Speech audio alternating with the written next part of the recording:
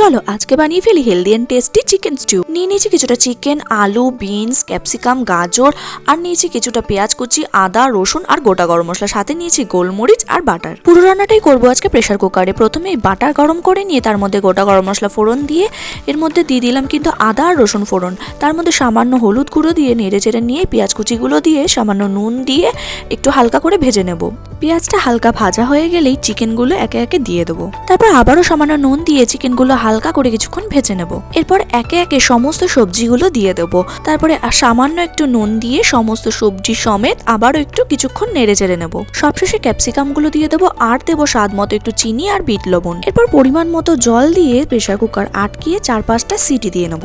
আমি প্রত্যেকটা স্টেপে স্টেপে নুন দিয়েছিলাম, সেটা না করে একদম প্রথমে বা শেষেও কিন্তু নুনটা দেওয়া যায়। বাস কয়েক মিনিটেই আমাদের আজকের চিকেন স্টিউ রেডি। ভিডিওটা ভালো লাগলে একটা লাইক কমেন্ট করো আর ডিটেইলসে বড় ভিডিওটা চ্যানেলে অলরেডি ছাড়া রয়েছে, তাড়াতাড়ি দেখে নাও।